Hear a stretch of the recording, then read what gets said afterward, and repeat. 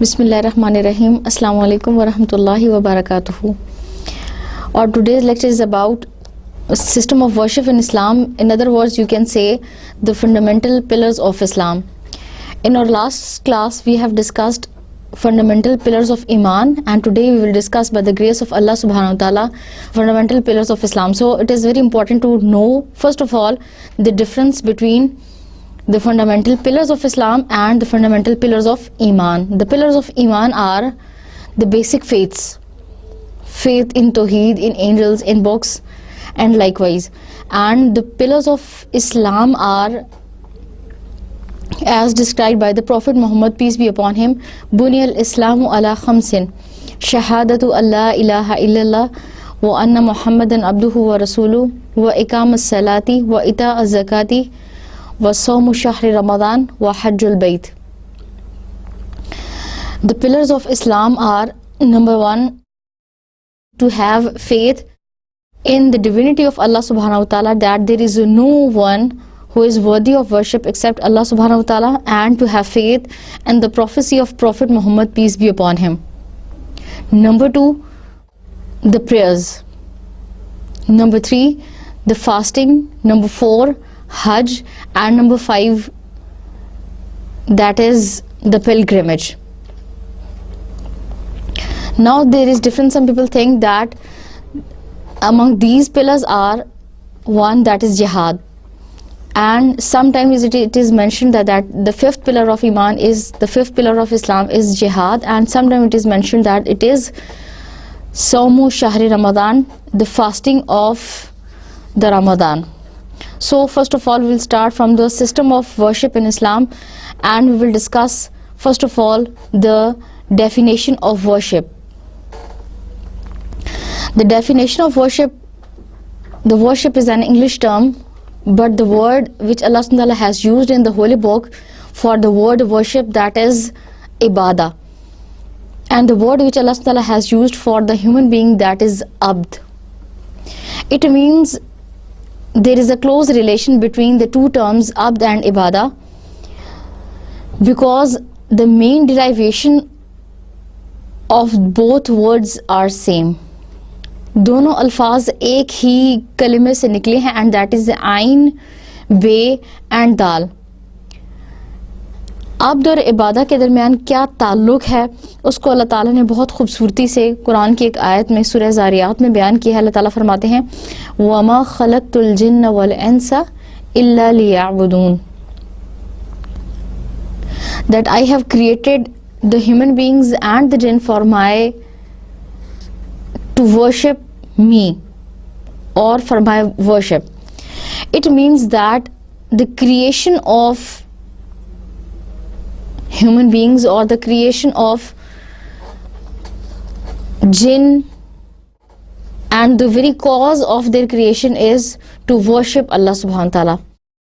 اس کا یہ مطلب نہیں ہے کہ انسان کی عبادت کی ضرورت ہے اللہ تعالیٰ کو, بلکہ اللہ تعالیٰ نے یہ فرما دیا کہ انسان کی زندگی اور جن کی زندگی کے تخلیق کا مقصد ہی یہ ہے کہ وہ اللہ تعالیٰ کی عبادت کریں.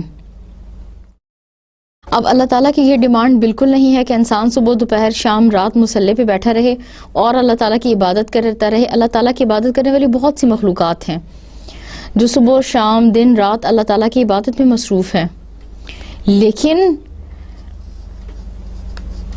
جو عبادت اللہ تعالیٰ چاہتے ہیں وہ یہ ہے کہ انسان اپنے ذاتی کام بھی کر رہا ہو, لیکن وہ اس کے کام شمار نہ ہوں, بلکہ وہ اللہ تعالیٰ کی عبادت شمار ہو. مثلا اگر وہ اپنا ذاتی کوئی کام کر رہا ہے, پڑھ رہا ہے تو اس کا پڑھنا بھی عبادت ہو, گھر کا کام کر رہا ہے تو اس کا گھر کا کام بھی کرنا عبادت ہو, اگر وہ پڑھا رہا ہے تو اس کا پڑھانا بھی عبادت ہو, اور ہر وہ کام جو انسان اپنی سوشل رسپانسبلٹی سمجھ کے کرے وہ اللہ تعالیٰ کی عبادت ہو. اب یہ کیسے ہو سکتا ہے کہ میں پڑھاؤں بھی اور وہ عبادت بھی شمار ہو؟ تو اس کے لیے اللہ تعالیٰ نے ایک سولوشن بتا دیا, اور نبی کریم صلی اللہ علیہ وسلم نے اس کو ایک حدیث میں ایسے بیان فرمایا کہ انما الاعمال بالنیہ, اور بعض روایات میں آتا ہے انما الاعمال بالنیات, کہ عملوں کا دار و مدار نیتوں پر ہے. چنانچہ اللہ تعالیٰ یہ چاہتے ہیں کہ انسان کوئی بھی کام کر رہا ہو, چاہے وہ اس کا ذاتی کام ہو, چاہے اس کی عبادت ہو, چاہے اس کی سوشل لائف ہو, چاہے اس کی اکنامک لائف ہو, چاہے اس کا فیملی سٹیٹس ہو, وہ کام تو اپنا کرے لیکن وہ عبادت اللہ تعالیٰ کی کنسیڈر ہو. تو وہ ایسے ہو سکتی ہے کہ انسان اپنے ہر کام میں نیت کو ٹھیک رکھے, ہر کام میں اپنی نیت کو خالص اللہ تعالیٰ کے لیے کر لے, اور وہ اس بات پر اعتماد رکھے کہ میں جو بھی کام کر رہا ہوں یہ صرف اور صرف اللہ تعالیٰ کے لیے ہے. چنانچہ اگر وہ اللہ تعالیٰ کو راضی کرنے کے لیے اور اللہ تعالیٰ کی ذات کی عبادت سمجھتے ہوئے کوئی بھی کام کرے گا, چاہے وہ پڑھا رہا ہے, چاہے وہ گھر کا کام کر رہا ہے, تو یہ اس کی عبادت سمجھی جائے گی. اور عبادت کا ایک اور مقصد جو ہے وہ یہ ہے کہ انسان اللہ تعالیٰ کے ایگزسٹنس کو تسلیم کرے اور انسان کو اس بات کا یقین اور اعتماد ہو کہ کوئی ایک ذات ہے جو موجود ہے اور وہ اس کو ہر دم دیکھ رہی ہے, اور اس عبادت کے ذریعے عبد اور خالق میں ایک ریلیشن قائم ہو جائے, ایک تعلق قائم ہو جائے. چنانچہ اللہ تعالیٰ نے وہ تعلق قائم کرنے کے لیے انسان کے درمیان اور اپنے خالق کے درمیان تعلق قائم کرنے کے لیے اللہ تعالیٰ نے انسان کے اوپر عبادت کو فرض قرار دیا ہے, اور اللہ تعالیٰ نے یہ عبادت کا سسٹم بنایا ہے. اور یہی تعلق ہے عبد اور عبادت کے درمیان کہ اللہ تعالیٰ چاہتا ہے کہ عبد اور خالق کے درمیان اس عبادت کے ذریعے ایک ریلیشن قائم رہے, اور انسان کی سول جو ہے وہ اللہ تعالیٰ سے فیملیئر ہو, اللہ تعالیٰ کو جانتی ہو, اللہ تعالیٰ سے ناواقف نہ ہو. ایسا نہ ہو کہ ہم زندگی گزار کے چلے جائیں اور ہمیں اپنے خالق کا ہی نہ پتہ ہو. چنانچہ اس خالق کی پہچان کے لیے اللہ تعالیٰ نے عبادت کے سسٹم کو یا ورشپ کے سسٹم کو تخلیق کیا. اور ورشپ کا دوسرا جو مقصد ہے, پرپز آف ورشپ اگر آپ سمجھنا چاہیں تو اللہ تعالیٰ نے انسان کی یہ نیچر رکھی ہے, انسان کی یہ فطرت ہے کہ انسان ضرور کسی نہ کسی کے سامنے ضرور جھکتا ہے, کسی نہ کسی سے ضرور دعا مانگتا ہے, کسی نہ کسی کو اپنے سے بڑا ضرور سمجھتا ہے, اور وہ چاہتا ہے کہ وہ اس سے سپلیکیٹ کرے, انووک کرے اور اس کے سامنے اپنا سر کو جھکائے. چنانچہ انسان کی اس انسٹنکٹیو نیچر, انسان کی اس فطرتی ضرورت کو پورا کرنے کے لیے اللہ تعالیٰ نے ورشپ کا سسٹم بنایا ہے, اللہ تعالیٰ نے عبادت کا سسٹم بنایا ہے, تاکہ انسان جب کسی کو پکارنا چاہے, جب کسی کے سامنے جھکنا چاہے, اپنی عاجزی کا اظہار کرنا چاہے یا کسی سے کچھ مانگنا چاہے تو وہ صرف اور صرف اللہ تعالیٰ کی ذات ہو. اس لیے اللہ تعالیٰ نے یہ پورا نظام تخلیق کیا ہے تاکہ انسان کی سول جو ہے, انسان کی روح جو ہے وہ بھٹکتی نہ پھرے, اور جب بھی اسے ضرورت ہو تو وہ اپنے خالق کی طرف رجوع کرے. پھر عبادت کے مقاصد میں سے ایک اہم یہ مقصد بھی ہے کہ یہ عبادت کا جو نظام ہے, عبادت کا جو سسٹم ہے, it is a mean to win the will of اللہ سبحانہ و تعالیٰ. یہ اللہ تعالیٰ کی رضا کے حصول کا ذریعہ ہے. انسان اللہ تعالیٰ کی رضا حاصل کرنے کے لیے عبادت کے مختلف طریقہ کار اپنا سکتا ہے. عبادت کے ذریعے انسان اللہ تعالیٰ کی رضا کو حاصل کر سکتا ہے. اسی طرح عبادت کا ایک اور مقصد ہے کہ انسان کے اندر اچھائی کی تعمیر ہو, انسان کے اندر اچھے اخلاق کی تعمیر ہو, اور انسان کے اندر سے انڈیسنٹ اور ایولز جو ہیں وہ نکلتے جائیں. اسی طرح عبادت کا ایک اور مقصد ہے that it creates in man a sense of closeness to Allah subhanahu wa ta'ala. Then it is an expression of thankfulness to God. چنانچہ ان تمام مقاصد کے پیش نظر اللہ تعالیٰ نے دنیا میں اور انسان کی رہنمائی کے لیے عبادت کے نظام کو تخلیق کیا. Kinds of worship. انسان کے نزدیک خدا کی عبادت کے لیے مختلف طریقے موجود ہیں. There are different kinds of worship of Allah subhanahu wa ta'ala. For example, to invoke and to supplicate. دعا مانگنا یہ بھی ایک عبادت ہے. نماز یہ بھی ایک عبادت ہے. نماز ایک جسمانی اور ایک روحانی عبادت ہے. روزہ ایک جسمانی روحانی عبادت ہے. زکوٰۃ ایک مالی عبادت ہے. حج جسمانی مالی عبادت ہے. اسی طرح کسی کے لیے جانور ذبح کرنا یہ بھی عبادت ہے. کسی کے سامنے جھکنا اور سجدہ کرنا یہ بھی عبادت ہے. چنانچہ اللہ تعالیٰ نے مختلف طریقے رکھے ہیں. یہ انسان کی اللہ تعالیٰ کی عبودیت اور اس کی بندگی کے اظہار کے مختلف طریقے ہیں. And that all are knows as the kinds of worship in Islam. لیکن ہم چونکہ بات کر رہے ہیں فنڈامنٹل پلرز آف اسلام کی، اس لیے ہم صرف 4 عبادات کا ذکر کریں گے. نمبر 1 نماز، that is prayer. Number 2 the fasting or صوم.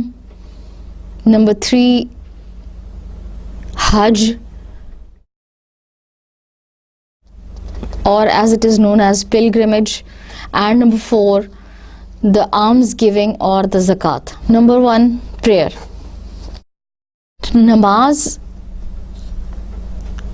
ایک اتنی اہم اور اتنی ضروری عبادت ہے کہ اللہ تعالیٰ نے اس کو صرف انسان کے لیے فرض نہیں قرار دیا، but it is in fact a worship of all the creatures. تمام مخلوقات جو ہیں وہ اللہ تعالیٰ کی عبادت کرتی ہیں نماز کے ذریعے. اب وہ نماز کے ذریعے کیسے اللہ کی عبادت کرتے ہیں یہ سمجھنا تھوڑا سا مشکل ہے، لیکن تمام مخلوق چاہے وہ ستارے ہیں، چاند ہے، سورج ہے یا پھر جن ہیں، وہ تمام نماز کے ذریعے اللہ تعالیٰ کی عبادت کرتے ہیں. And the prayer is not only the worship of human beings but it is in fact a worship of all the creatures.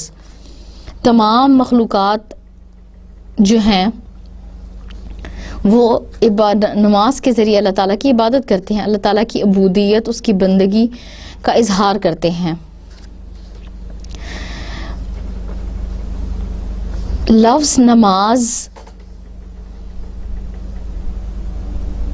ایک پرشین ورڈ ہے. The word which is used by the Holy Quran for this prayer, for this obligation, that is known as salat. Allah SWT says in Holy Quran, inna salata tanha anil fahsha'i wal munkar, iqam as-salati wa ita'u zakat. قرآن نے جو اس عبادت کے لیے لفظ استعمال کیا ہے وہ ہے صلات. And this word salat is derived from the Arabic root word salla. And salla means to invoke, to supplicate, دعا مانگنا. قرآن نے نماز کے لیے جو لفظ استعمال کیا ہے وہ ہے صلات. صلات کا لفظ صلا سے نکلا ہے اور صلا کا معنی ہے دعا مانگنا، جھکنا. اور اصطلاحی معنی میں نماز سے مراد وہ 5 فرض نمازیں ہیں اور اس کے خصوصی آداب اور اس کے احکامات جن کی روشنی میں ہم نماز ادا کرتے ہیں. that are known as prayer, that is known as salat. Technically the word salat is derived from the Arabic root word salla, and salla means to invoke and to supplicate, دعا مانگنا. And In technical terms, it means the 5 daily prayers which we offer in special gestures, in specific limitations, and ordering and observing the 5 daily prayers in specific forms, that is known as salat. And the word namaz, it is a Persian word.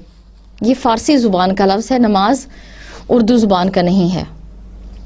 نماز کا حکم اللہ تعالیٰ نے قرآن پاک میں 500 سے زیادہ جگہوں پہ دیا ہے، اور یہ اتنی اہم عبادت ہے کہ بہت سے مقامات پہ اللہ تعالیٰ نے اس کا حکم زکوٰۃ کے ساتھ بھی دیا ہے، اور بہت سارے مقامات ایسے ہیں کہ اللہ تعالیٰ نے نماز کا حکم انفرادی طور پہ انڈیویجولی اللہ تعالیٰ نے دیا ہے. جو فرائض اللہ تعالیٰ نے نازل کیے ان میں سب سے پہلی obligation نماز ہی کی تھی.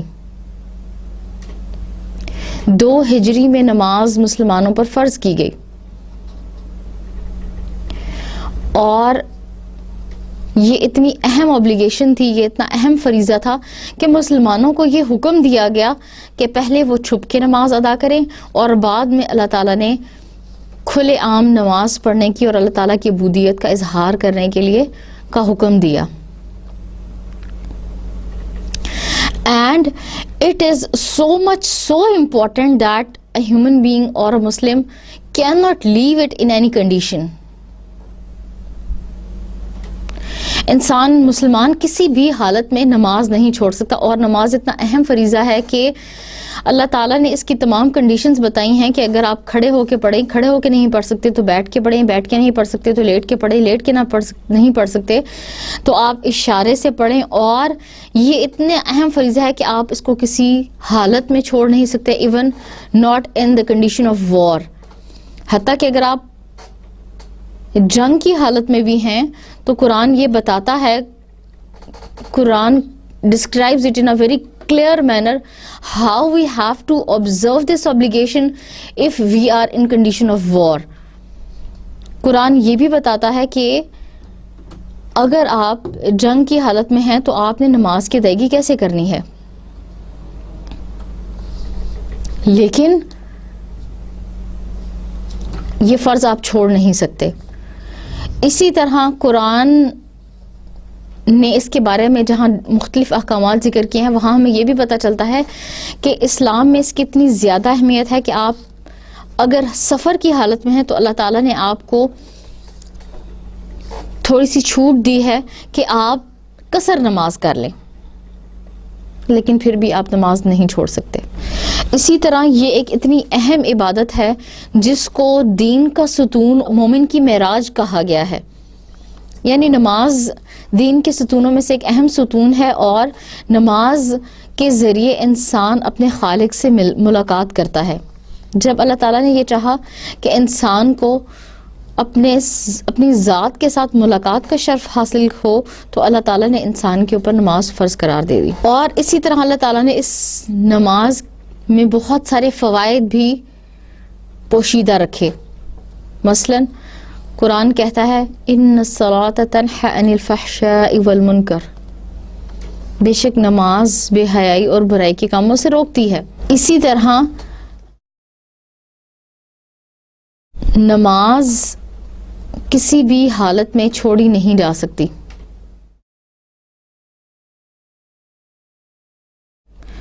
چنانچہ اس کی اہمیت کے پیش نظر اللہ تعالیٰ نے اس کو فرض قرار دیا اور نبی صلی اللہ علیہ وسلم کو معراج کا شرف بخشا. تو اللہ تعالیٰ نے ایک خاص خزانے میں سے نبی کریم صلی اللہ علیہ وسلم پر یہ فریضہ عائد کیا. نبی کریم صلی اللہ علیہ وسلم پر یہ فرض کیا کہ ان کی امت جو ہے وہ نماز پڑھے گی. جب نبی کریم صلی اللہ علیہ وسلم کی ملاقات حضرت موسیٰ علیہ السلام کے ساتھ ہوئی 5ویں آسمان پہ، تو انہوں نے نبی کریم صلی اللہ علیہ وسلم کو فرمایا کہ میری امت پر 2 نمازیں فرض تھیں اور وہ اس فریضے کو ادا نہیں کر سکیں، آپ اللہ کے پاس جائیں اور ان سے تخفیف کا سوال کریں.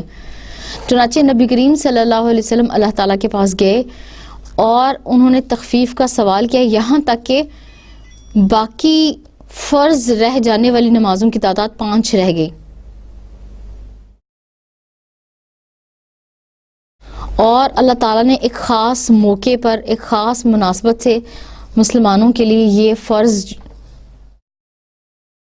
قرار دیا کہ وہ دن میں 5 نمازیں پڑھیں گے۔ چنانچہ نماز انسان کی عبودیت کا اظہار ہے اور اللہ تعالیٰ کی بندگی کا ایک کانسٹینٹ ریمائنڈر ہے، جو انسان کو بار بار اپنے خالق سے جڑنے کے لیے، بار بار اپنے خالق کی یاد دلانے کے لیے ایک ریمائنڈر لگا رہتا ہے، اور that is known as the prayer in Islam, the purpose of صلاۃ۔ Number 1, it strengthens the belief in the existence of God. نماز اللہ تعالیٰ کے وجود اور اللہ تعالیٰ کی ذات پہ ایمان کو پختہ کرتا ہے and transmits this belief into the innermost recesses of man's heart. اور انسان کے دل اور انسان کی اندرونی، یا آپ کہہ سکتے ہیں کہ انسان کی روح کا اس بات پر پختہ اعتماد کا ذریعہ ہے نماز کہ اللہ تعالیٰ کی ذات موجود ہے۔ Number 2, it helps man to realize his natural and instinctive nature to greatness and high morality, to excellence and virtuous growth. نماز انسان کی قدرتی اور فطرتی ضرورت کی تکمیل کے لیے اللہ تعالیٰ نے فرض قرار دی ہے، چونکہ انسان چاہتا ہے کہ وہ کسی سے اپنے دکھ شیئر کرے، کسی کے سامنے جھکے، کسی سے دعا مانگے، چنانچہ اللہ تعالیٰ نے انسان کی اس فطرتی ضرورت کو پورا کرنے کے لیے اس پر نماز کا فریضہ عائد کیا ہے۔ Number 3, it purifies the heart and develops the mind, cultivates the conscience and comforts the soul. نماز انسان کے دل اور دماغ میں پختگی لاتا ہے اور انسان کے دل و دماغ کو صاف کرتا ہے۔ کہتے ہیں کہ خالی دماغ شیطان کا گھر ہوتا ہے، اور اسی طرح اللہ تعالیٰ نے فرمایا الا بذکر اللہ تطمئن القلوب، کہ بے شک اللہ کے ذکر سے دلوں کو اطمینان ملتا ہے۔ چنانچہ اللہ تعالیٰ نے اس فرض کو پورا کرنے کے لیے اور انسان کے دل کو مطمئن کرنے کے لیے، تاکہ اس کی روح کو سکون ملے، اللہ تعالیٰ نے یہ عبادت کا نظام اور نماز کا حکم دیا ہے۔ دراصل انسان کی تخلیق 2 چیزوں سے ہوئی ہے، ایک تو اس کی مٹیریلسٹک باڈی ہے جو اس کا جسم ہے، اور ایک چیز اللہ تعالیٰ نے اس جسم کے اندر رکھی ہے، that is a divine thing, that is soul، وہ روح ہے۔ اب انسان اپنی مٹیریلسٹک باڈی کو یا اپنی ظاہری وجود کو تسلی دینے کے لیے، اطمینان کے لیے، اس کی کمفرٹ کے لیے، اس کو سکون دینے کے لیے مختلف کام کرتا ہے۔ مثلا اگر ہم 3 دن سے زیادہ جاگیں، یہ ممکن نہیں ہے، پانی کے بغیر ہم شاید زندہ نہ رہ سکیں، کھانے کے بغیر شاید ہماری موت واقع ہو جائے، لیکن these are not the requirements of the soul. These are not the requirement of the inner self. Materialistic body کی requirements اور ہیں اور انسان کی soul کی requirements اور ہیں۔ جن چیزوں سے باڈی خوش ہوتی ہے ضروری نہیں کہ اسی سے انسان کی soul، انسان کی روح بھی خوش ہو، because soul is a divine thing، اور یہ کسی ڈیوائن چیز سے ہی خوش ہوگی۔ چنانچہ اللہ تعالیٰ نے انسان کی اس سول کو، اور سم ٹائمز ہمارے ساتھ ایسا ہوتا ہے کہ ہم صرف اپنی مٹیریلسٹک باڈی کی ریکوائرمنٹس پوری کرتے ہیں، اس کی ضروریات پوری کرتے ہیں، اور ہمیں یہ پتہ ہی نہیں ہوتا کہ ہمارے اندر بھی ایک چیز ہے اور اس کو بھی سیٹسفائی کرنے کی ضرورت ہے اور اس کو بھی سیٹسفیکشن کی ضرورت ہے۔ چنانچہ ہم اپنی مٹیریلسٹک باڈی کو تو سیٹسفائی کرنے کی کوشش کرتے ہیں لیکن اپنی سول کو سیٹسفائی نہیں کر سکتے. چنانچہ اللہ تعالیٰ نے فرمایا الا بذکر اللہ تطمئن القلوب، کہ انسان کی انر جو سیلف ہے، انسان کی جو سول ہے، that feels easy with the ذکر، ود دا ریمائنڈر آف اللہ سبحانہ وتعالی.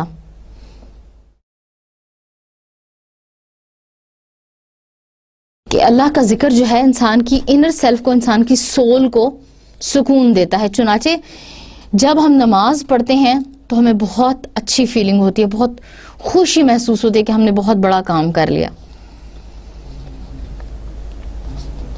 اور اگر نماز رہ جائے تو بار بار دل میں یہ احساس ہوتا ہے کہ شاید کچھ کھو گیا ہے، کچھ گم گیا ہے، یا کوئی کمی ہے، یہ اپنا آپ اچھا نہیں لگتا. یہ ایک نمازی ہونے کی پکی علامت ہے. آپ کی روح خوش ہوتی ہے اگر آپ نماز وقت پر ادا کر لیں، اور اگر آپ کا یہ فریضہ رہ جائے تو آپ بے چین، بے آرام اور گھبراہٹ کا شکار رہتے ہیں. اسی طرح نماز کا ایک اور فائدہ ہے that it fosters the good and decent elements in man and suppresses the evil and indecent inclinations. ان الصلاۃ تنہی عن الفحشاء والمنکر، کہ نماز ایک ایسی نیکی ہے، ایک ایسا اچھا کام ہے جو باقی نیکیوں کی طرف آپ کی راہ ہموار کرتا ہے. باقی نیکیاں آپ کے لیے کرنا آسان ہو جاتی ہیں، اور یہ بے حیائی اور برائی کے کاموں سے روکتی ہے. ایک شخص جو نماز پڑھتا ہے اور ایک شخص جو نماز نہیں پڑھتا، ان دونوں کی مثال ایسے ہی ہے کہ جو شخص نماز پڑھتا ہے وہ ایسے ہے جو ایک سمندر کے کنارے سے بہت دور ہو. اب اس کو سمندر کے کنارے کے پاس لے جانے اور سمندر میں گرانے کے لیے بہت وقت چاہیے. لیکن جو شخص نماز نہیں پڑھتا اس کی مثال ایسے ہے جیسے سمندر کے کنارے کھڑا ہوا ایک شخص، اور وہ کھڑا بھی ایک ٹانگ پہ ہے. آپ اس کو چھوٹا سا دھکا دیں وہ فوراً پانی میں گر جائے گا. چنانچہ نماز انسان کی عادات اور اطوار اور انسان کی اخلاق کی ڈیولپمنٹ میں بہت امپورٹنٹ رول پلے کرتی ہے. یہ کہنا مشکل ہے کہ کیسے ایک نمازی انسان فحش کو نہیں ہوتا، یا ایک نمازی انسان کیسے منکر سے بچ جاتا ہے، لیکن these are in fact the benefits of prayer. اور اگر ہم نماز بھی پڑھتے ہیں، روزہ بھی رکھتے ہیں، لیکن ہماری نماز ہمیں برائی اور بے حیائی سے نہیں روکتی،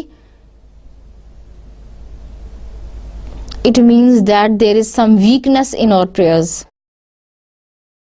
اس کا مطلب یہ ہے کہ ہماری نماز میں کچھ کمی ہے، ہماری نماز میں کچھ کوتاہی ہے، جس کی وجہ سے ہماری نماز ہمیں برائی اور بے حیائی کے کاموں سے نہیں روک رہی. ورنہ یہ اللہ کا اصول ہے کہ وہ بے حیائی اور برائی کے کاموں سے روکے گی، لیکن اگر نہیں روک رہی تو اس میں کہیں کمی اور کوتاہی ضرور ہے. And I think that we are so much confused Muslims because of it, that we offer prayers but ہماری نماز ہمیں برائی سے نہیں روکتی، ہمیں بے حیائی سے نہیں روکتی. ہم نماز بھی پڑھتے ہیں، بے حیائیاں بھی کرتے ہیں، منکر بھی کرتے ہیں، اور تمام ایول کام بھی کرتے ہیں. لیکن اگر ہم صحیح معنوں میں نماز پڑھتے ہیں تو ہماری نماز ہمیں ان تمام برائیوں سے روکے گی، because it is the principle of اللہ سبحانہ وتعالی، کیونکہ یہ اللہ کا رول ہے. Now the Islamic meaning of prayer. اگر نماز کو ہم ایک پیرائے میں چند الفاظ میں بیان کرنا چاہیں تو یہ بہت مشکل ہے کہ نماز کے تمام میننگز کو یا اس کے بینیفٹس کو یا اس کے فوائد و ثمرات کو ہم ایک پیرائے میں بیان کریں. لیکن جہاں تک انسان کی سوچ کام کرتی ہے، ہم یہ کہہ سکتے ہیں کہ نماز کا میننگ ہے that اور اس کا پرپز ہے that it is a lesson in discipline and will power. It is a lesson in discipline and will power. یہ انسان کے اندر نظم و ضبط اور انسان کو کی قوت ارادی بنانے میں اور قوت ارادی قائم کرنے میں انسان کو بہت مدد دیتی ہے. A practice in devotion to God and all worthy objectives. یہ اللہ تعالیٰ کی لگن کے ساتھ، محبت کے ساتھ عبادت کا ایک ذریعہ ہے. A vigilant reminder of God and constant revelation of His goodness. یہ ہمیں بار بار خدا کی عبودیت، خدا کی بندگی کی طرف بلاتی ہے اور خدا کی ذات کے ایگزسٹنس، خدا کی ذات کے وجود کا ایک ریمائنڈر ہے کہ ایک ذات دنیا میں موجود ہے. A seed of spiritual cultivation and moral soundness.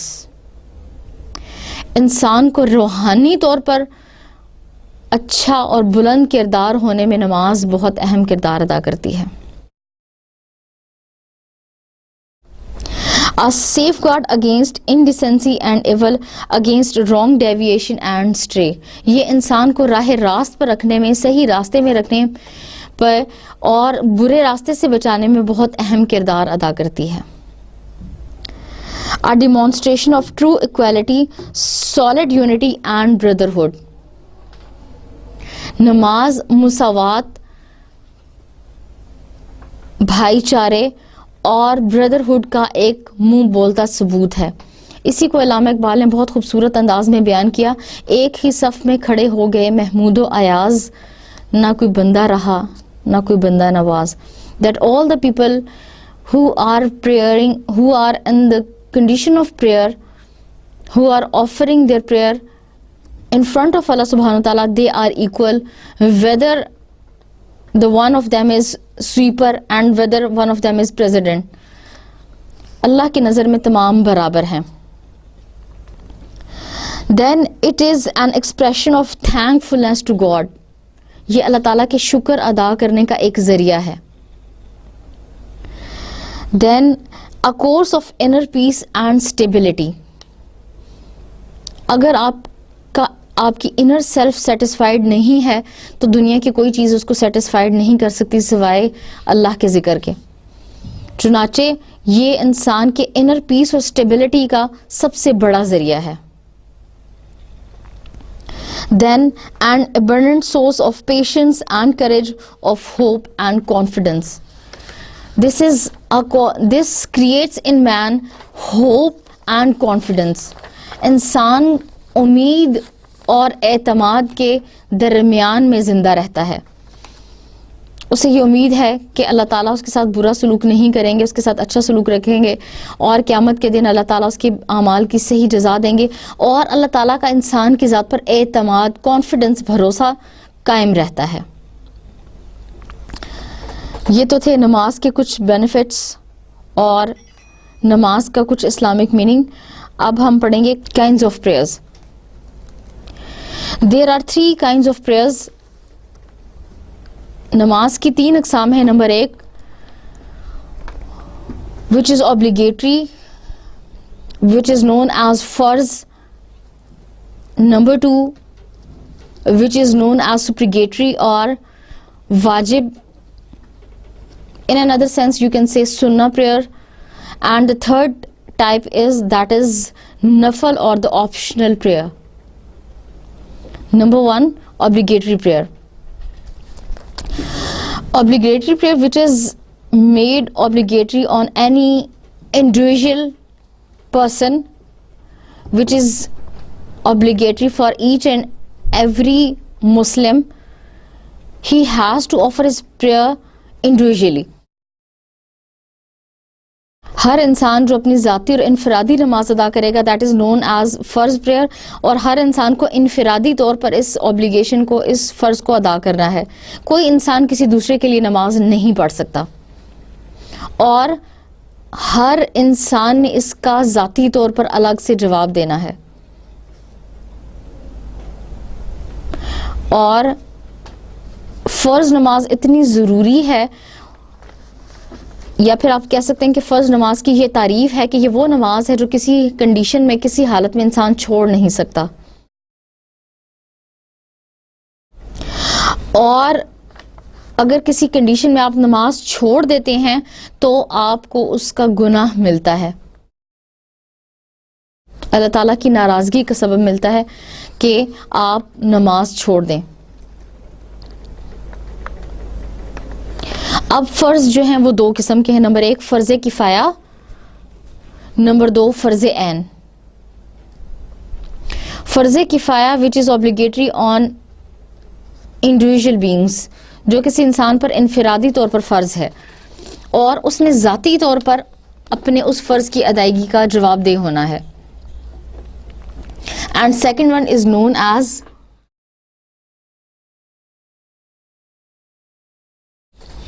there are two types of farz. Number one is known as farz kifaya and number two is known as farz ain. Farz kifaya is farz, it is obligatory on a community. فرض کفایہ ایک ایسا فرض ہے جو کسی community پر یا لوگوں کے ایک گروپ پر یا لوگوں کی ایک نیشن پر یا لوگوں کے ایک مجموعے پر فرض ہے، اور اگر ان میں سے کوئی ایک شخص بھی اس کو ادا کر دیتا ہے تو تمام کا فرض ادا ہو گیا. لیکن فرض عین ایسا فرض ہے جو انڈیویجولی ہر انسان پہ فرض ہے اور ہر انسان نے خود اس کا جواب دہ ہونا ہے، اور اگر وہ اس کا جواب دہ وہ اس کو پورا نہیں کرتا تو اس کا گناہ بھی اسی پر آئے گا. مثلا نماز جنازہ فرض کفایہ ہے، فرض عین نہیں ہے. اگر لوگوں کی کمیونٹی میں سے کچھ لوگ ایک شخص کا نماز جنازہ پڑھ دیتے ہیں، یا مثلا ایک شخص ڈوب رہا ہے اور لوگوں کی جو کمیونٹی اس کو دیکھ رہی ہے ان پر یہ فرض ہے کہ وہ اس کو بچائیں، اور اگر ان میں سے کوئی ایک شخص اس کو بچا لیتا ہے تو وہ تمام کا فرض ادا ہو گیا. لیکن فرض عین وہ فرض ہے جو انڈیویجولی آپ پر فرض ہے اور آپ نے خود اس کا جواب دہ ہونا ہے، اور اگر آپ اس کو نہیں ادا کرتے تو آپ اس کے خود ذمہ دار ہیں اور اس کا گناہ آپ پہ جائے گا. مثلا نماز، آپ کسی دوسرے کی خاطر نماز نہیں پڑھ سکتے، وہ آپ کا فرض عین ہے. چنانچہ فرض کی تعریف میں ہم یہ کہہ سکتے ہیں کہ 5 فرض نمازیں، the 5 daily prayers and the Fridays noons congregational prayer, that is obligatory prayers. 5 فرض نمازیں، اور اس کے علاوہ جمعے کے دن ظہر کی نماز کی بجائے جمعے کی نماز کی ادائیگی یہ فرض ہے، یہ فرض کی کیٹیگری میں ہے. کہ نمبر 2 واجب اینڈ سنہ پریئر. واجب and sunnah prayers includes the prayers accompanying the obligatory services and the congregations of 2 great festivals. وہ نماز جو ہم فرض نماز کے ساتھ ادا کرتے ہیں that is known as واجب اور سنہ prayer، اور عید کی جو 2 نمازیں عید الفطر اور عید الاضحیٰ کی پڑھتے ہیں that is known as the supplicatory or the واجب and sunnah prayers. And what is the harm in neglecting these prayers؟ ان نمازوں کو اگر آپ چھوڑتے ہیں تو کیا ہے؟ اس نماز کو اگر آپ چھوڑتے ہیں تو اس کا گناہ نہیں ہے، لیکن this is a harmful negligence and reapproachable conduct. آپ کو گناہ تو نہیں ملا لیکن آپ نے بہت غلط کیا، آپ کو ایسا نہیں کرنا چاہیے تھا کہ آپ نے سنت نماز چھوڑ دی. اور سنت نماز کی تعریف میں یہ بھی شامل ہے کہ یہ وہ نماز ہے جو نبی کریم صلی اللہ علیہ وسلم نے اپنی زندگی میں ادا کی. نبی کریم صلی اللہ علیہ وسلم نے اس کو نفل کی حیثیت سے پڑھا ہے، لیکن یہ نماز ہمارے لیے سنت نماز ہے. Now سنت نماز is also divided in 2 groups. سنت نماز کی بھی 2 تقسیمات ہیں. نمبر 1 سنت موقدہ، نمبر 2 سنت غیر موقدہ. سنت موقدہ is the prayer which Prophet Muhammad sallallahu alaihi wasallam has offered in his lifetime with a very continuous and in a very repeated manner. یہ وہ نماز ہے جس کو نبی کریم صلی اللہ علیہ وسلم نے اپنی زندگی میں بہت باقاعدگی سے پڑھا. That is known as سنت موقدہ. موقدہ کا لفظ تاکید سے نکلا ہے، یعنی نبی صلی اللہ علیہ وسلم نے بہت تاکید سے پڑھا. فار ایگزامپل فجر سے پہلے کی 2 سنتیں، ظہر سے پہلے کی 4 اور ظہر کے بعد کی 2 سنتیں، مغرب کی فرض نماز کے بعد 2 سنتیں، اور اسی طرح عشاء کی نماز کے بعد کی 2 سنتیں. یہ تمام سنتیں موقدہ کہلاتی ہیں. یہ وہ سنتیں ہیں جو نبی صلی اللہ علیہ وسلم نے اپنی زندگی میں بہت باقاعدگی سے پڑھی ہیں، اور he has left these kind of prayers in a very severe circumstances. نبی صلی اللہ علیہ وسلم نے بہت خاص حالات میں ان کو چھوڑا ہے، ادروائز نبی صلی اللہ علیہ وسلم نے نہیں چھوڑا. اینڈ the second type، دوسری تقسیم ہے سنت غیر موقدہ. وہ نماز جو نبی کریم صلی اللہ علیہ وسلم نے زندگی میں کبھی پڑھی اور کبھی چھوڑ دی، یعنی پڑھی ہے لیکن اس میں اتنی زیادہ کنٹینیوٹی نہیں ہے جتنی سنت موقدہ میں ہے. عصر کی نماز سے پہلے 4 سنتیں، اسی طرح عشاء کی نماز سے پہلے کی 4 سنتیں، یہ سنتیں غیر موقدہ کہلاتی ہیں جو نبی کریم صلی اللہ علیہ وسلم نے کبھی پڑھی اور کبھی آپ نے چھوڑ دی. اب بعض لوگوں کا یہ خیال ہے کہ سنت موقدہ اور واجب میں فرق ہے، کیونکہ فرض وہ ہے جو آپ پہ فرض ہے، فرض نماز وہ جو آپ پہ فرض ہے، وہ آپ نے لازمی ادا کرنا ہے. اگر آپ وہ نہیں ادا کرتے تو آپ پر جرم ہے، آپ پہ گناہ ہے. سنت نماز تھوڑے سے نیچے کے لیول پہ آتی ہے. اب بعض لوگوں کا خیال ہے کہ سنت موقدہ اور واجب میں فرق ہے، لیکن اصل میں ان دونوں میں کوئی فرق نہیں ہے. حنفی اسکول آف تھاٹ اس کو واجب نماز کہتا ہے، اور مالکی، شافعی اور حنبلی جو ہیں وہ اس کو کہتے ہیں سنت موقدہ، کیونکہ واجب نماز وہ ہے جو فرض کی کیٹیگری سے تھوڑی سی نیچے ہے، فرض نہیں ہے، فرض سے تھوڑا سا نیچے ہے، لیکن نبی صلی اللہ علیہ وسلم نے اس کو بہت زیادہ پڑھا اور نبی صلی اللہ علیہ وسلم نے کسی حالت میں اس کو چھوڑا نہیں ہے، اس لیے وہ اس کو واجب کہتے ہیں. اور واجب کا مطلب ہے ضروری، لازمی، یعنی وہ واجب ہے، آپ نے ضرور پڑھنی ہے. مثلا عشاء کی نماز کے بعد جو آپ وطر پڑھتے ہیں دیٹ از نون ایز واجب، کہتے ہیں کہ وطر واجب ہیں. چنانچہ واجب جو حنفی اسکول آف تھاٹ کے نزدیک واجب ہیں دیٹ از ان فیکٹ سنت موقدہ. باقی اسکولز آف تھاٹ کے نزدیک وہ واجب نہیں ہے لیکن وہ سنت موقدہ ہیں. چنانچہ اگر تعریف دیکھی جائے سنت موقدہ اور واجب کی تو وہ ایک ہے. تیسری قسم ہے the third type of prayer is optional prayer, that is نفل prayer.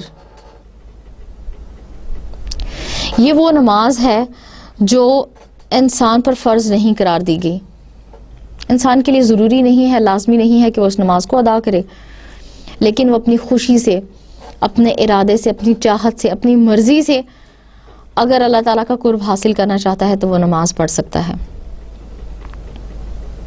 مثلا آپ کو کوئی پریشانی ہے تو آپ 2 نفل پڑھ لیں.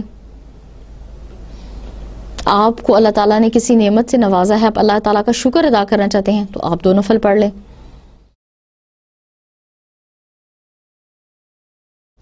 اگر آپ اللہ تعالیٰ سے استغفار کرنا چاہتے ہیں تو 2 نفل پڑھ لیں.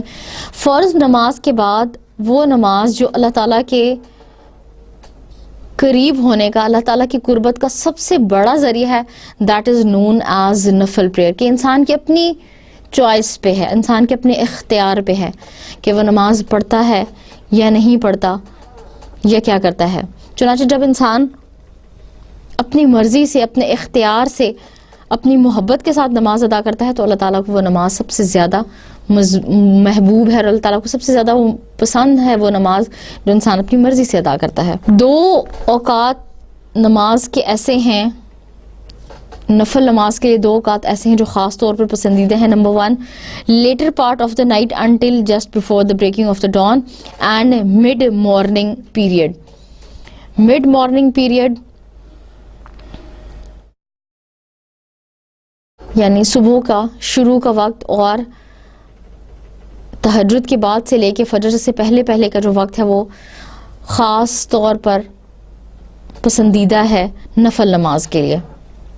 اور فرض نماز کو اعلانیہ پڑھنا، سب کے سامنے پڑھنا پسندیدہ ہے، جبکہ نفل نماز کو خشوع و خضوع کے ساتھ اور چھپ کر پڑھنا زیادہ افضل ہے. اسی طرح نماز کے معاملے میں ایک اور چیز جاننا بہت ضروری ہے کہ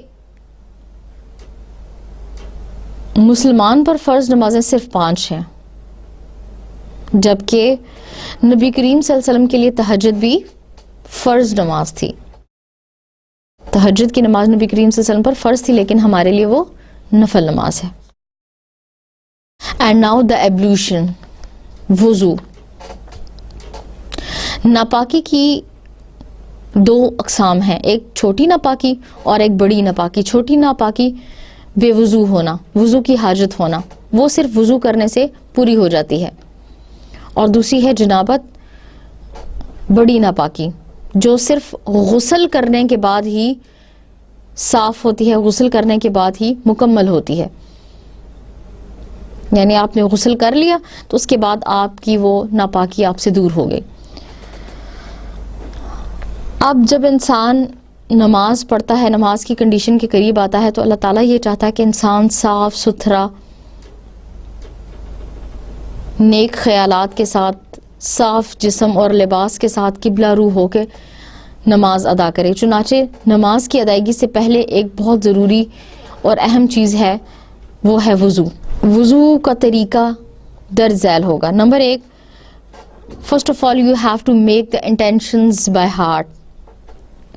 اس کے لیے زبان سے کچھ کلمات ادا کرنا ضروری نہیں ہے، صرف اگر آپ دل میں نیت کر رہے ہیں کہ جی آپ وضو کر رہے ہیں اور ابھی اس کے بعد آپ نماز پڑھیں گے، تو آپ کی وہ انٹینشن، آپ کو وہ قصد، آپ کا وہ ارادہ کافی ہے.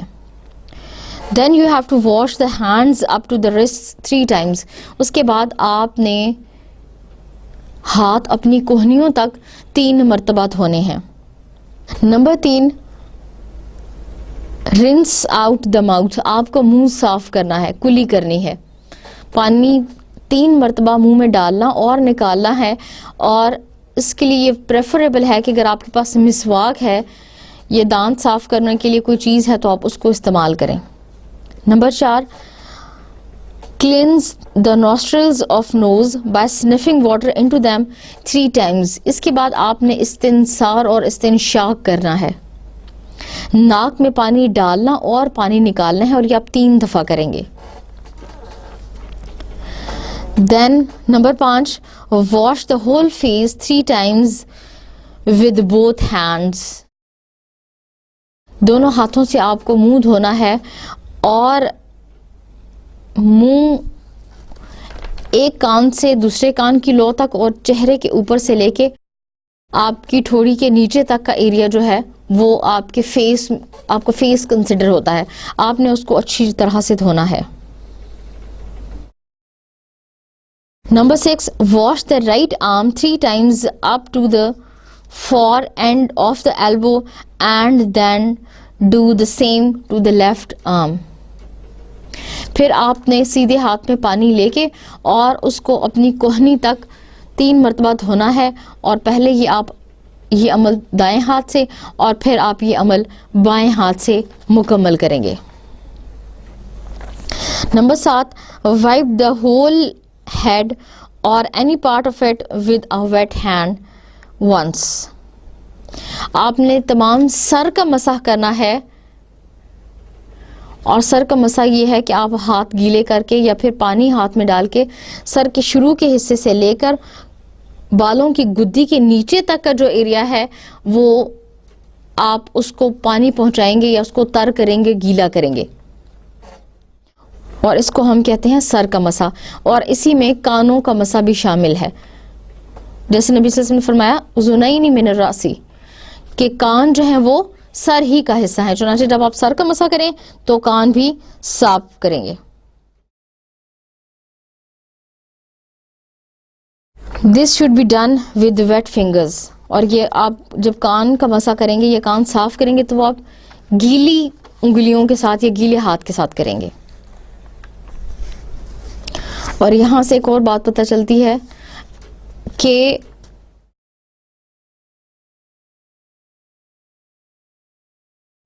گردن کا مسح کرنا سنت سے ثابت شدہ نہیں ہے.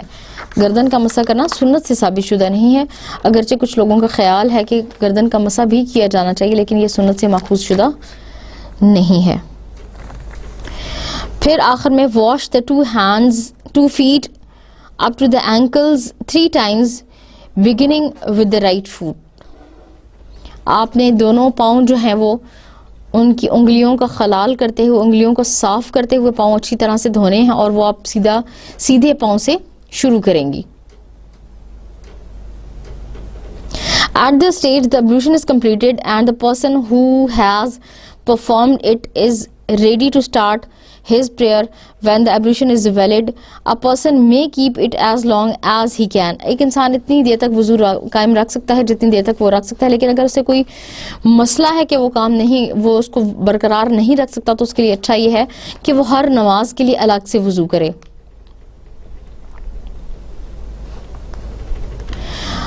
اور یہ وضو کرنے کے بعد آپ تیار ہیں اس بڑے فرض کی ادائیگی کے لیے جو اللہ تعالیٰ نے آپ پر فرض کیا ہے, اور جس کا فرض آپ نے دن میں 5 مرتبہ ادا کرنا ہے, and that is known as the prayer. دوسرا ٹاپک ہے دا فاسٹنگ اور دا صوم. The meaning of fasting. The word Sawm is derived from the Arabic root word Sawma. Swad, Alif, Mim. Sawma means to abstain completely. To abstain completely from food, drinks, smoking, and from some human desires before the breaking of the dawn till the sunset in the entire month of Ramadan, which is the 9th month of Islamic year, having an intention. صوم سے مراد ہے کہ انسان کھانے پینے, cigarette نوشی اور کچھ انسانی خواہشات, انسانی جذبات سے بچے, صبح سے لے کر مغرب کی نماز تک رمضان کے تمام مہینے میں, اور یہ کرنے سے پہلے اس کے دل میں ایک نیت, ایک ارادہ ہو. روزہ رکھنے کے لیے ایک نیت کا ہونا بہت ضروری ہے, کیونکہ نیت کے بغیر کوئی روزہ نہیں ہے. یہ بھی ہو سکتا ہے کہ آپ ایک ہی دفعہ نیت کریں اور اس نیت کے تحت تمام مہینے کے روزے رکھیں, اور یہ بھی ہو سکتا ہے کہ آپ ہر روزے کے لیے خاص طور پہ الگ سے نیت کریں. لیکن نیت کے کوئی بھی الفاظ جیسے ہم پڑھتے ہیں وَبِ صَوْمٍ غَدٍ نَوَيْتُ مِنْ شَهْرِ رمضان, یہ سنت سے ثابت شدہ نہیں ہے. نیت اصل میں دل کے پختہ ارادے اور عزم کو کہا جاتا ہے. چنانچہ اگر آپ نے یہ دل میں ارادہ کر لیا کہ میں رمضان کے سارے روزے رکھوں گا اور انشاءاللہ اللہ تعالیٰ مجھے صحت دے گا, میں اس فرض کو پورا کروں گا, تو آپ کا یہ فرض اور یہ انٹینشن, آپ کا یہ قصد پورا ہو گیا, آپ کا ارادہ پورا ہو گیا. چنانچہ روزہ رکھنے کے لیے سب سے پہلے ضروری اور اہم بات یہ ہے کہ آپ کے دل میں اس کا ارادہ ہو. Then it is another unique and moral and spiritual characteristic of Islam, and this is a very important and vital thing for self-control. This is a very vital thing which Allah Subhanahu wa Ta'ala has made obligatory for self-control, for self-assurance, for devotion on the basis of true love. Because the person who is observing love, he know what love is. So in the light of these things, Allah Ta'ala has made it obligatory on the Muslims to observe fast. And when Islam has introduced this matchless institution, it has grown in man a tree of virtues and invaluable products. And in the meaning of fast, we can say that اگر ہم یہ بتانا چاہیں کہ اسلام میں اس کی کیا اہمیت ہے یا اس کا کیا معنی ہے روزے کا، تو ہم کہہ سکتے ہیں number 1، it teaches man the principle of sincere love. یہ انسان کو بتاتا، یہ حکم انسان کو، یہ obligation انسان کو بتاتی ہے کہ سنسیئر لو کسے کہتے ہیں. Because when he observe fasting he does it out of deep love for God. جب انسان اللہ تعالیٰ سے بہت خالص محبت کرتا ہے تو انسان یہ ظاہر کرنے کے لیے کہ وہ اللہ تعالیٰ سے محبت کرتا ہے، انسان روزہ رکھتا ہے. کیونکہ یہ ایک ایسی عبادت ہے جو کوئی انسان دیکھ کے پہچان نہیں سکتا. نماز دیکھ کے آپ پہچان سکتے ہیں، لیکن اس کو دیکھ کر نہیں پہچانا جا سکتا کہ انسان یہ کتنی محبت اور خلوص سے یہ عبادت کر رہا ہے. پھر احادیث سے پتہ چلتا ہے کہ نبی کریم صلی اللہ علیہ وسلم نے ایک دفعہ فرمایا کہ اللہ تعالیٰ کہتے ہیں کہ الصوم لی وانا اجزی بہ. حدیث قدسی ہے کہ اللہ تعالیٰ نے فرمایا کہ روزہ میرے لیے ہے اور میں ہی اس کی جزا دوں گا. نبی کریم صلی اللہ علیہ وسلم نے یہ بہت خوبصورت حدیث قدسی بیان کی. اب مفسرین نے اس کی بہت تلاش کی کہ اس سے کیا مراد ہے کہ روزہ میرے لیے ہے اور میں ہی اس کا اجر دوں گا. حالانکہ اگر ہم تمام عبادات کرتے ہیں، مثلا نماز پڑھتے ہیں، وہ بھی اللہ کے لیے ہے، حج کرنے جاتے ہیں وہ بھی اللہ تعالیٰ کے لیے، تو اللہ تعالیٰ نے تمام عبادات میں سے صرف روزے کے لیے یہ کیوں کہا کہ روزہ میرے لیے ہے اور میں ہی اس کا اجر دوں گا؟ مفسرین نے اس کی تشریح میں یہ کہا کہ یہ ایک ایسی عبادت ہے جو انسان اور اس کے خالق کے درمیان پوشیدہ رہتی ہے. چنانچہ اللہ تعالیٰ نے کہا کہ روزہ میرے لیے ہے اور میں ہی اس کا اجر دوں گا. کچھ مفسرین نے کہا کہ یہ ایک ایسی عبادت ہے کہ جس کو کوئی انسان دیکھ کر پہچان نہیں سکتا کہ انسان نے یہ کتنے خلوص سے رکھا ہے روزہ، اور انسان نے کتنی اچھی حد تک روزہ رکھا ہے. مثلا اگر آپ نے ایک نماز اکیلے پڑھی اور ایک نماز آپ نے جماعت کے ساتھ پڑھی، تو جو نماز آپ نے جماعت کے ساتھ پڑھی اس کا 27 درجہ اجر ہے، لیکن جو آپ نے نماز اکیلے میں پڑھی اس کا اجر ایک نماز کے برابر ہے. اسی لیے اللہ تعالیٰ نے روزے کا اجر ڈیفائن نہیں کیا کہ اس کا کتنا اجر ہے، کہ جتنا اچھا انسان کا روزہ ہوگا اتنا ہی زیادہ اس کو اجر ملے گا. اب یہ انسان پہ ڈیپینڈ کرتا ہے کہ وہ روزہ رکھ کے سو گیا، اس نے پورا دن نیند میں گزارا، یا پورا دن وہ ٹی وی دیکھنے میں گزار دیا، یا پھر اس نے پورا دن عبادت میں گزارا. کچھ مفسرین کا خیال ہے کہ یہ اس لیے کہا گیا کہ ہر انسان نے جتنے اچھے اور جتنے افضل درجے کا روزہ رکھا ہوگا اس کے برابر اللہ تعالیٰ اس کو اجر دیں گے، اور وہ اجر کتنا ہوگا وہ ناپا نہیں جا سکتا. اس لیے اللہ تعالیٰ نے کہا کہ روزہ میرے لیے ہے اور میں ہی اس کا اجر دوں گا. یعنی روزہ جو ہے وہ اس کا اجر ناپ کر بتانا بہت مشکل ہے. اور کچھ مفسرین کا خیال ہے کہ یہ ایک ایسی عبادت ہے کہ جس کی عبادت کو، جس کے اجر اور ثواب کو لمیٹڈ نہیں کیا جا سکتا، محدود نہیں کیا جا سکتا. اس لیے اللہ تعالیٰ نے کہا کہ روزہ میرے لیے ہے اور میں ہی اس کا اجر دوں گا. چنانچہ اس خوبصورت حدیث قدسی کو بیان کرنے کے لیے اور اس کے معنی کو، مفہوم کو سمجھانے کے لیے مختلف مفسرین نے مختلف آراء کا اظہار کیا.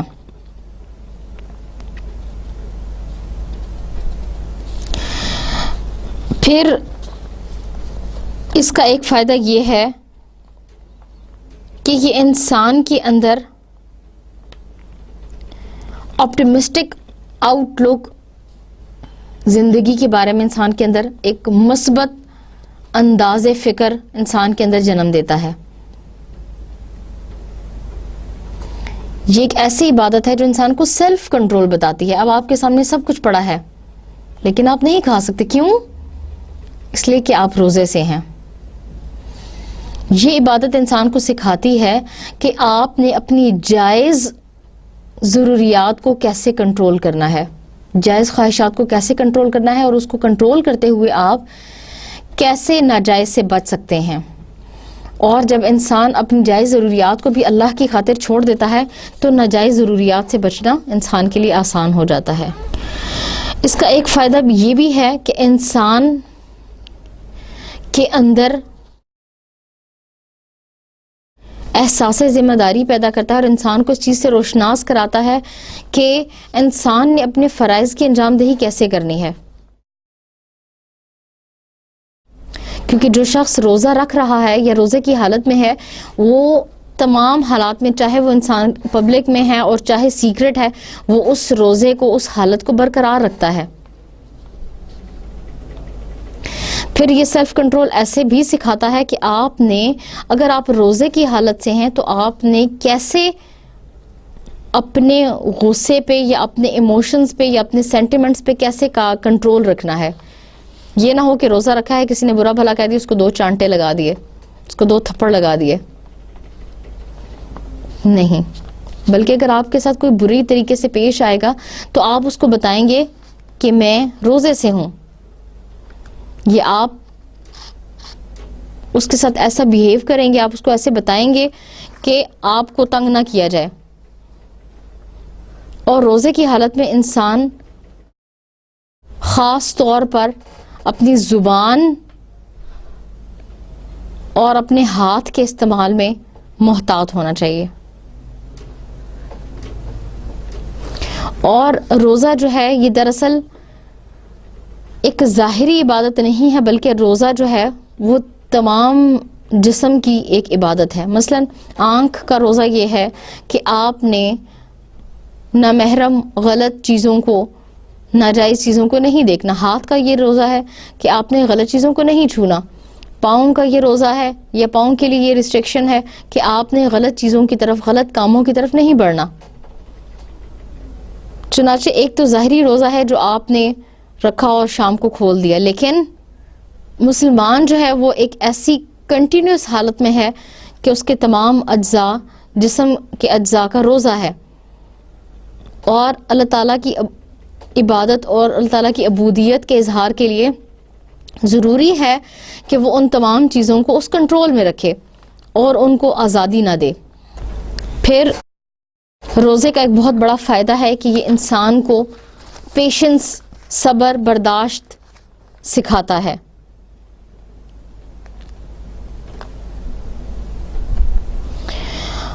یہ انسان کو ٹرانسپیرنٹ سول, کلیئر مائنڈ اور لائٹ باڈی دیتا ہے. آپ جتنا زیادہ کھاتے ہیں آپ کو نیند آتی ہے, اونگ آتی ہے, لیکن اگر آپ ہلکا کھانا کھائیں اور لائٹ فوڈ استعمال کریں تو آپ کے دل و دماغ پر اس کا اچھا اثر ہوتا ہے.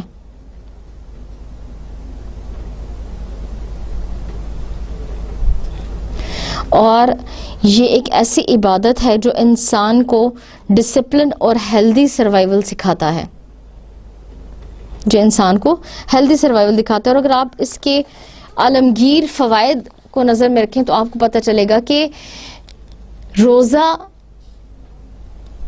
رکھنے سے کبھی بھی کسی انسان کو کوئی تکلیف یا نقصان نہیں ہو سکتا, بلکہ یہ آپ کے دل, دماغ, سوچ, روح, اس کی پاکیزگی کا ذریعہ ہے. دوسرا ٹاپک ہے فاسٹنگ ان قرآن. اللہ تعالیٰ نے قرآن میں فرمایا ہے یا ایھا الذین آمنوا کتب علیکم الصیام کما کتب علی الذین من قبلکم لعلکم تتقون, کہ اللہ تعالیٰ نے یہ حکم لازم قرار دیا ہے اور فرض قرار دیا ہے مسلمانوں پر اور ان سے پہلے لوگوں پر تاکہ آپ تقوی اختیار کریں. یعنی تقوی اختیار کرنے کا سب سے بڑا ذریعہ روزہ ہے. نمبر 2, قرآن میں اللہ تعالیٰ فرماتے ہیں رمضان is the month in which was sent down the Holy Quran as a guide to mankind, also clear signs for guidance and judgment. So every one of you who is present during the month should spend it in fasting. But if anyone is ill or in journey, the prescribed period should be made up by days later. God intends every facility for you. He does not want to put you to difficulties. And He wants to complete the prescribed period and to glorify Him in that He has guided you and perhaps you may be grateful. کہ اللہ تعالیٰ نے اس فریضے اس کو ضروری اور فرض قرار دیا ہے اور تم میں سے جو شخص اس مہینے کو پائے اس پر یہ لازم ہے, اس پر یہ ضروری ہے کہ وہ اس مہینے میں روزے رکھے. لیکن اگر تم میں سے کوئی بیمار ہے یا کسی سفر میں ہے تو اس کے لیے یہ آزادی ہے, اس کے لیے یہ چھوٹ ہے کہ وہ روزہ چھوڑ سکتا ہے, لیکن اس کو بعد کے ایام میں, آنے والے دنوں میں اس روزے کو کمپنسیٹ کرنا ہوگا, پورا کرنا ہوگا, اور آنے والے ایام میں اس کو یہ فرض کی ادائیگی پوری کرنی ہوگی. اور اللہ تعالیٰ تمہارے ساتھ آسانی اور سہولت چاہتا ہے, اور اللہ تعالیٰ تمہیں کسی مشکل میں مبتلا کرنا نہیں چاہتا. It is a responsibility on every responsible and fit Muslim. Then there are some days in which voluntary fasts can be made. They are recommended. For example, every Monday, ہر سوموار اور جمعرات کا روزہ جو ہے نبی کریم صلی اللہ علیہ وسلم نے رکھا اور اس کو پسندیدہ فرمایا. اور کچھ روزے ایسے ہیں جن کو نبی کریم صلی اللہ علیہ وسلم نے مکروہ فرمایا اور ان کو پسند نہیں کیا. مثلا عید کے دنوں کے ایام کو برا سمجھا, اور اسی طرح جمعے کے دن. لیکن اگر آپ کسی ایسے سیکوینس میں روزہ رکھ رہے ہیں کہ آپ نے 4 دن اکٹھا روزہ رکھا یا 3 دن اکٹھا روزہ, 3 دن چھوڑا, اس کے بیچ میں جمعے کا دن آ گیا, تو کوئی مسئلہ نہیں ہے, آپ روزہ رکھ سکتے ہیں. Who must fast? کن کے اوپر روزہ رکھنا لازم ہے, کس کے اوپر روزہ فرض ہے؟ یہ 4 قسم کے لوگ ہیں کہ جن کے اوپر روزہ رکھنا فرض ہے. نمبر 1, اور یہ کوالیفیکیشنز ہونا ضروری ہے, اگر آپ ان میں سے کوئی ایک چیز بھی فلفل نہیں کرتے تو آپ پر روزہ فرض نہیں ہے. Number 1, to be mentally and physically fit, which means to be sane and able. آپ عاقل اور بالغ ہوں. اگر آپ عاقل نہیں ہیں, یعنی آپ کو کوئی مینٹل ایب نارمیلٹی ہے, یا آپ بالغ نہیں ہیں, آپ اپنی عمر سے چھوٹے ہیں, تو بھی آپ پر روزہ فرض نہیں ہے. Number 2, to be of full age, the age of puberty which is normally about 14. Different areas میں ایج آف پیوبرٹی ڈفرینٹ ہے. آپ بلوغت کی حد تک پہنچ چکے ہوں, اگر آپ بالغ نہیں ہیں تو آپ پر روزہ فرض نہیں ہے. اور ایج آف پیوبرٹی مختلف علاقوں میں مختلف ہے, لیکن لوگوں کا خیال ہے کہ 13 سے 14 سال جو ہے وہ ایج آف پیوبرٹی ہے, وہ بلوغت کی عمر ہے. Number 3, to be present at once permanent settlement. آپ اپنی پرماننٹ سیٹلمنٹ میں ہوں, آپ ڈیورنگ سفر کی حالت میں نہ ہوں, کیونکہ اگر آپ سفر کی حالت میں ہیں تو آپ کو روزہ معاف ہے. لیکن اس معاف کا یہ مطلب نہیں کہ آپ نے بعد میں نہیں رکھنا. معاف کا مطلب یہ ہے کہ آپ نے اس کو کمپنسیٹ کرنا ہے. جب آپ اپنی پرماننٹ رہائش میں چلے جائیں گے تو تب آپ کو جا کے روزے رکھنے ہیں. Number 4, to be fairly certain that fasting is unlikely to cause you any harm physical or mental other than the normal reactions of hunger thirst. کہ اگر آپ اتنی شدید, اتنی سویر قسم کی کوئی بیماری ہے کہ آپ نے اگر روزہ رکھا تو آپ کی بیماری کو افیکٹ ہوگا اور آپ کی ہیلتھ جو ہے وہ بہت خراب ہو جائے گی, چنانچہ آپ روزہ چھوڑ سکتے ہیں. لیکن اگر آپ کہیں کہ مجھے بہت بھوک لگتی ہے, میں تھک جاتا ہوں, مجھے نیند آتی ہے, مجھے بہت پیاس لگتی ہے اور میں روزہ نہیں رکھ سکتا, تو دس از نو ایکسکیوز. چنانچہ یہ 4 کوالیفیکیشنز ہیں جو بندہ ان کو پورا کرتا ہے ان کے لیے روزہ رکھنا فرض ہے. Number 1, sane and able. Number 2, age of puberty. Number 3, permanent settlement. And number 4, that it doesn't affect your health. Exemption from fasting. وہ لوگ جو روزے کی obligation سے آزاد ہیں. Number 1, children under the age of puberty. Number 2, insane people who are unaccountable for their deeds. Number 3, men and women who are too old and feeble to undertake the obligation of fast and bear its hardships. وہ لوگ جن پر روزہ فرض نہیں ہے. Number 1 تو بچے. Number 2, unseen, پاگل, مجنوں لوگ. نمبر 3, عورت اور مرد جو بہت کمزور ہیں, عورتیں اور مرد جو بہت بوڑھے ہیں اور ان کی ایج یا ان کی صحت ایسی ہے کہ وہ اس فرض کو پورا نہیں کر سکتے, تو وہ اس فریضے سے آزاد ہیں. But such people are exempted from this duty, but they must offer at least one needy poor Muslim an average full meal of its value per person per day. لیکن انہوں نے اپنے اس obligation کو کیسے کمپنسیٹ کرنا ہے؟ ایسے compensate کرنا ہے کہ وہ ایک دن کے حساب سے ایوریج میل جو وہ خود کھاتے ہیں اس کو وہ ڈونیٹ کریں گے یا دیں گے, فدیہ دیں گے اپنے روزے کا. بہترین طریقہ تو یہ ہے فدیے کا کہ انسان روزے بھی رکھ لے اور فدیہ بھی دے سکے. لیکن کچھ کنڈیشنز ایسی ہیں کہ اگر آپ کو یہ یقین نہیں ہے کہ آپ کی صحت دوبارہ بحال ہوگی یا دوبارہ آپ اس حالت میں آئیں گے کہ روزے رکھ سکیں گے, تب پھر آپ فدیہ دے دیں, وہ بھی کافی ہے. لیکن فدیے کے لیے ضرور اگر یہ بہترین طریقہ یہی ہے کہ آپ روزے بھی رکھیں اور فدیہ بھی دے دیں. اور فدیے کا طریقہ یہ ہوگا کہ ایوریج فل میل جو ہے وہ آپ نے دینا ہوگا, اور اس میں آپ دینے والے کی ریکوائرمنٹ کو نہیں دیکھیں گے کہ دینے والا کس ایوریج کا میل کھاتا ہے. مثلا وہ 50 روپے کا کھانا کھا سکتا ہے تو آپ اس کو 50 کا کھانا نہیں دیں گے, لیکن آپ اس کو اتنا ایوریج فل میل اگر آپ پیسے دینا چاہتے ہیں تو اتنے پیسے آپ دیں گے جتنے پیسوں میں آپ کھانا کھا سکتے ہیں, جتنا آپ کا سٹینڈرڈ ہے. مثلا اگر آپ 300 میں دن کا کھانا کھا سکتے ہیں تو آپ اس کو 300 روپے ایک کھانے کی حیثیت سے دیں گے. Number 4, sick people whose health is likely to be severely affected by the observance of fast, they may postpone the fast as long as they are sick. اور وہ لوگ جو بیمار ہیں لیکن انہیں پتا ہے کہ انشاءاللہ کچھ وقت میں وہ ٹھیک ہو جائیں گے, تو وہ لوگ اپنے روزے کو کمپنسیشن ایسے دیں گے کہ جب وہ صحیح ہوں گے, صحت یاب ہوں گے, تو بعد کے وقت میں روزے رکھیں گے. اسی طرح ٹریولرز, اگر آپ کا سفر بہت لمبا ہے اور سفر میں آپ روزہ نہیں رکھ سکتے تو آپ کو آزادی ہے کہ آپ روزہ چھوڑ دیں, لیکن بعد کے دنوں میں آپ نے اس فرض کو پورا کرنا ہے. اسی طرح pregnant and women feeding their children, یہ 2 کیٹیگریز ہیں خواتین کی جو جس حالت میں وہ روزہ چھوڑ سکتی ہیں اور وہ روزے کی اس اوبلیگیشن کو پورا کریں گی اپنی فراغت کے وقت میں. اس کا یہ مطلب نہیں کہ ان کے اوپر بالکل ہی روزے معاف ہیں, لیکن جب وہ اس 2 کنڈیشنز میں نہ ہوں تو وہ عورت اپنے روزے کے فرض کو پورا کرے گی. اور جس طرح نماز کے لیے انٹینشن ارادے کا ہونا ضروری ہے, اسی طرح روزے کے لیے بھی ارادے کا ہونا ضروری ہے کہ آپ اپنی ارادے سے یہ واضح کریں کہ آپ روزہ رکھ رہے ہیں.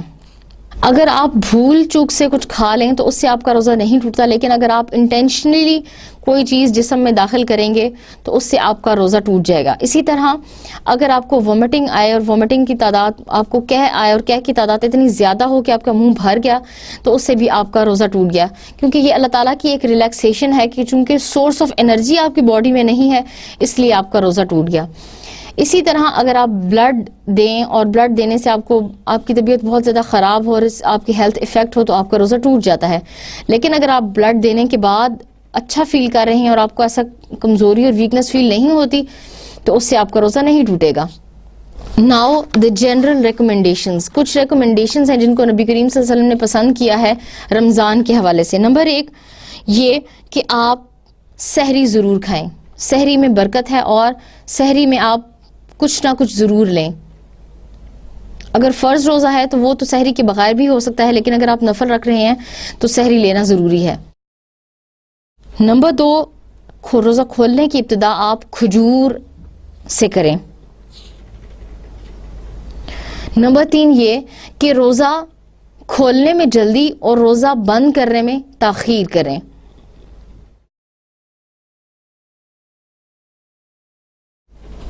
نمبر 4 یہ کہ روزہ کھانے کے بعد, روزہ کھولنے کے بعد آپ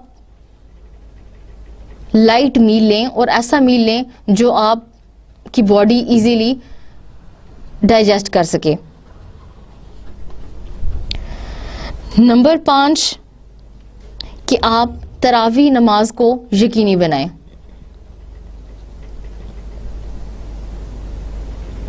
نمبر 6 کہ آپ قرآن کی ریسائٹیشن اور قرآن کی تلاوت اور ایسے کام جو آپ کے سوشل بیسڈ ہیں ان کو زیادہ سے زیادہ کریں تاکہ آپ کا دوسرے انسانوں کے ساتھ تعلق جو ہے وہ قائم رہے. نمبر 7